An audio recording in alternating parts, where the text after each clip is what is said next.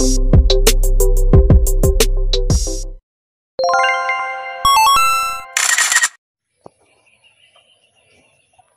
ay isang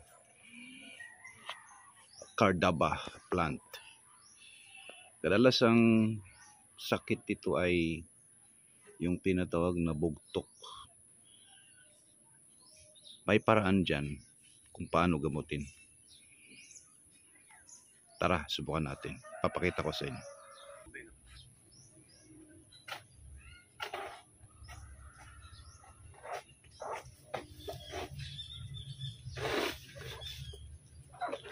Hindi ka pa.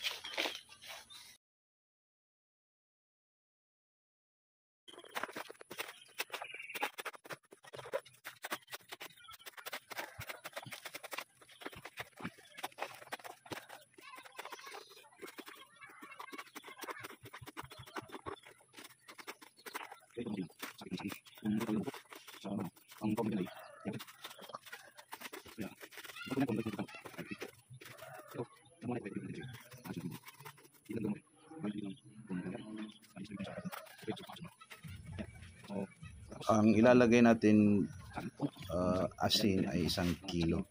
Pero yung ipinakita natin, demonstrate lang yan kasi nagamot ko na yan.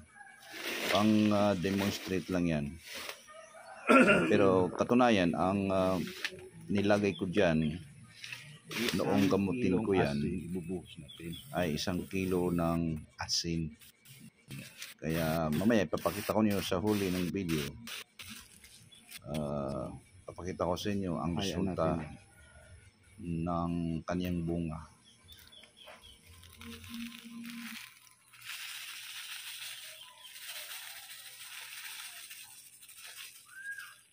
Yan. Siyempre, yung asin na yan, absorb na yun ng mga puno. So, yun lang guys. Antayin natin ng resulta. Pero nasubukan ko na yan. I-demonstrate ko lang yan. Kasi napatunayan ko ng effective yan. So, ganyan lang guys.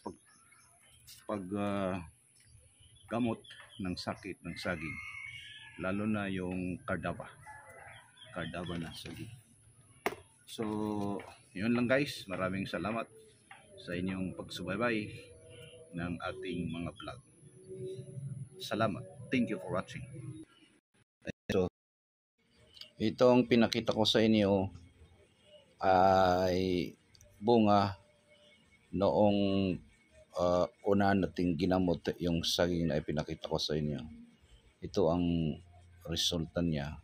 Naalis na yung sakit.